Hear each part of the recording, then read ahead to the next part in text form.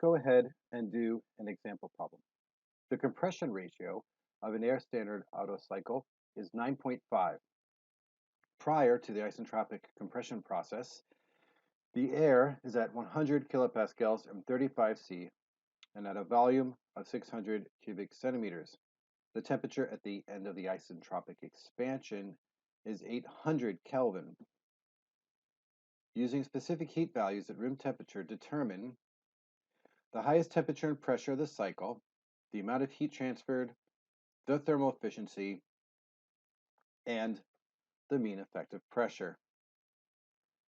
We're going to go ahead and draw the following assumptions: that the air is an ideal gas with constant specific heats. As stated, we're going to be using the specific heat values at room temperature. So all that basically equates to cold air standard assumptions. Okay. First thing we're going to do, as sort of a schematic, is draw a PV diagram. So pressure on the y-axis, specific volume on the x-axis. Starting with state 1, we have process 1 to 2 is isentropic compression. Process 2 to 3 is constant temperature, or constant volume heat addition. Process 3 to 4 is isentropic expansion. And process 4 to 1 is constant volume heat rejection. Now the first part of the problem, and also what's given is the compression ratio, which is the max over min volume, where V1 is equal to V3 and V2 is equal to V4. Now, the first part of the problem is asking us to solve for the temperature and pressure at this highest point. So let's start in the point where the problem gave us some knowns. We're given that at state 1, prior to the isentropic compression process, that the pressure is 100 kilopascals and the temperature is 308 Kelvin. So let's go ahead and follow the process lines to get to state 3, which would be the highest temperature and pressure in the cycle. So state 2 is an isentropic state. Process 1 to 2 is isentropic.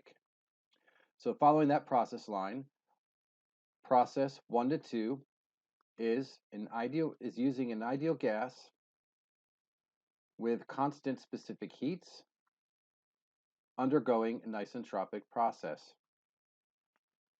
Therefore, we can use the following relation: T2 over T1. Now you'd think I will say P2 over P1 to the K minus 1 over K, but we're actually given the compression ratio, which is nu1 over nu2. So that would be to the K minus 1. So since the compression ratio is 9.5, we can go ahead and solve for T2, which ends up being 758 Kelvin.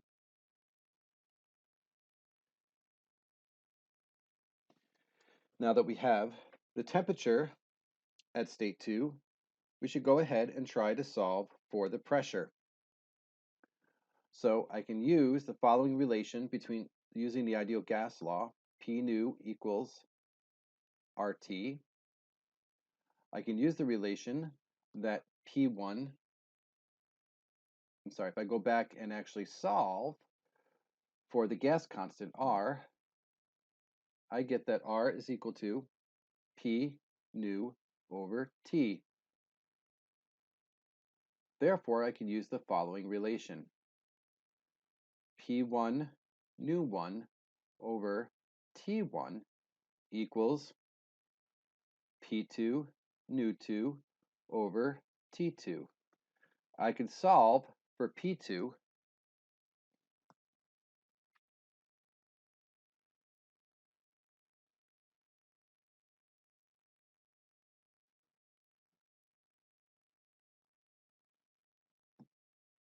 and knowing that nu1 over nu2 is the compression ratio, which is in this case 9.5. I can go ahead and plug in my numbers and get that P2 is 2,338 kilopascals. Now I'm not quite done yet because I want to get to state 3. All I'm doing right now is following the process lines from state to state so that I can eventually solve for what the problem is asking me, which in part A is asking me for the temperature and pressure at state 3. Now I'm going to go ahead and analyze. I don't know what process. I'm going to go ahead and now analyze process 3 to 4.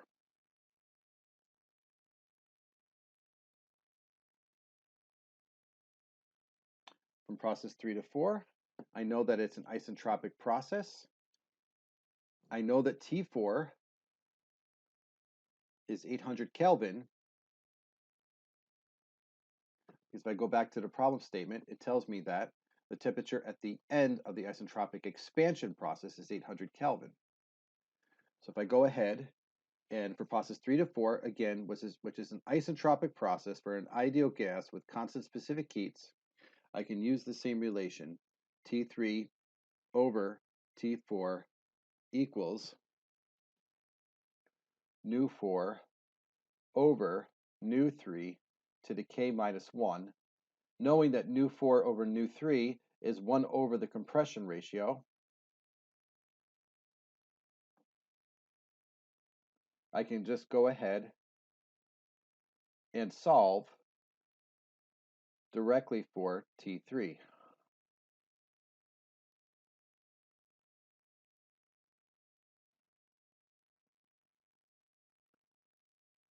(1,969 Kelvin).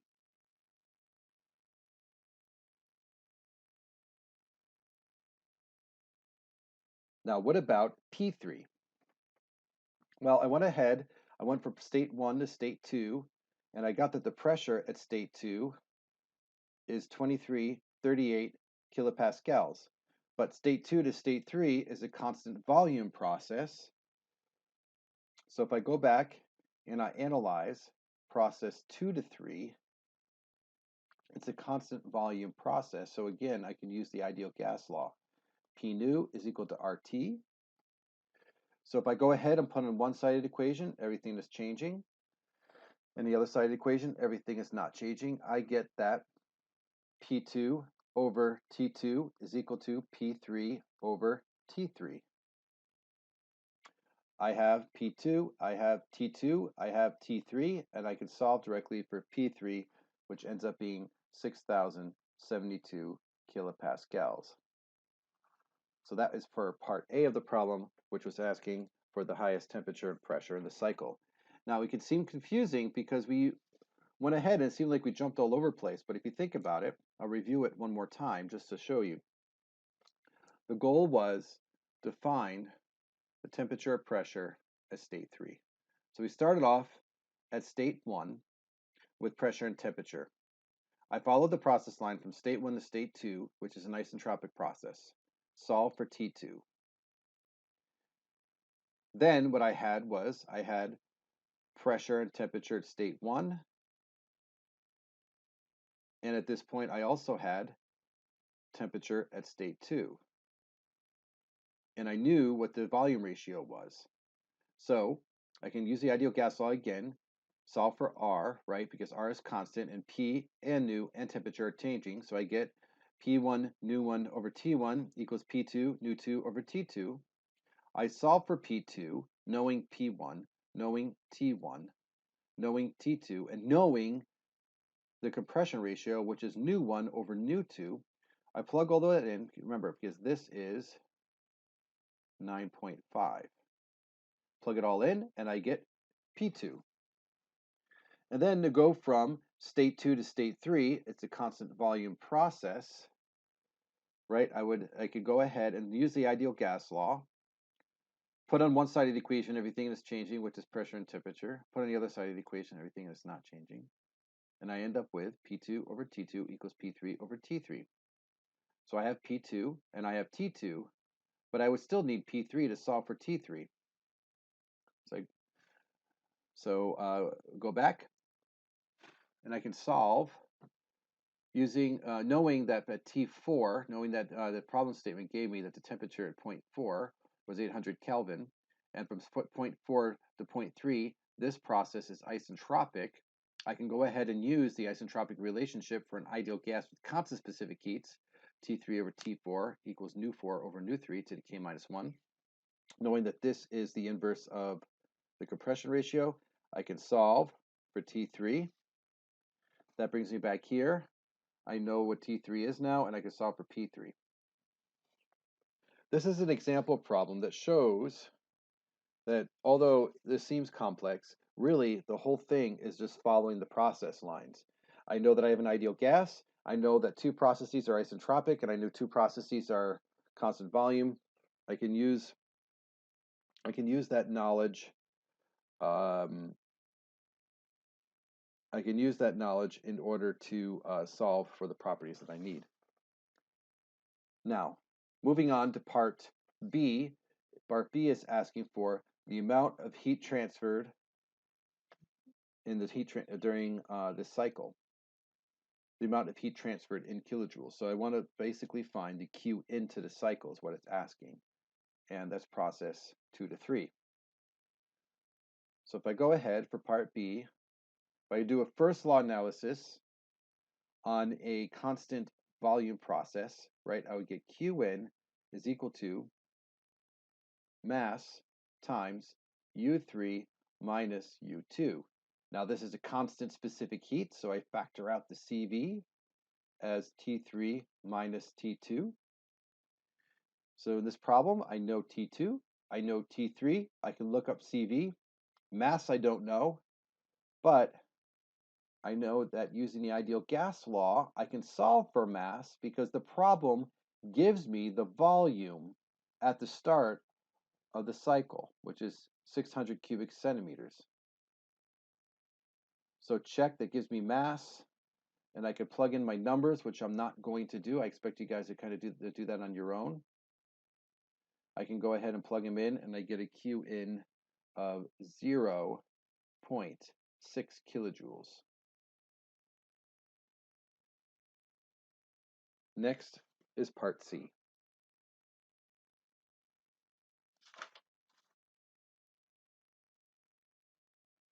Part C is asking me for the thermal efficiency of the cycle.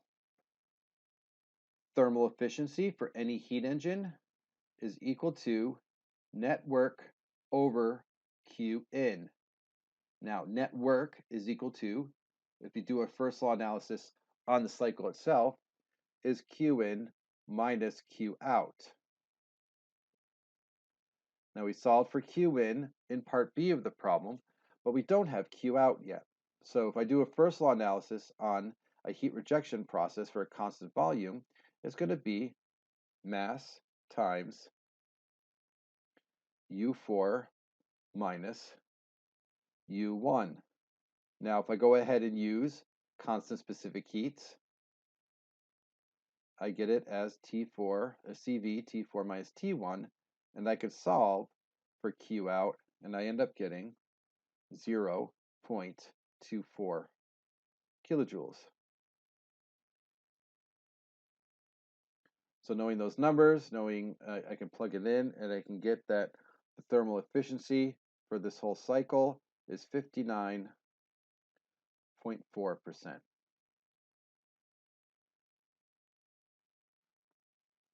Now the last part of the problem is asking for the mean effective pressure. If you remember, the mean effective pressure is basically, if you were to take this cycle, and instead of having a cycle, you were to have a work-out boundary work process, a process with a closed system that has boundary work out with constant pressure, right? You would get that the net work of the cycle is going to equal some pressure, some mean effective pressure times delta V, right? So basically what you're saying is I'm going to, instead of having four processes that make up a cycle, I'm going to replace that with a constant pressure workout process for a closed system, right? So again, that would mean P delta V. So this mean effective pressure would be the pressure that would be needed during a constant pressure workout process. That would be the pressure you would need to get the same equivalent work that the cycle produces. So if I go ahead and take this equation and solve for the mean effective pressure, I end up getting the net work divided by delta V. Now I don't have V1. I have V1, sorry, but I don't have V2. But I can go ahead and get delta V algebraically as a function of the initial volume and the compression ratio. So again, I have all those numbers. I can plug it in and I can get that my mean effective pressure is 652 kilopascals.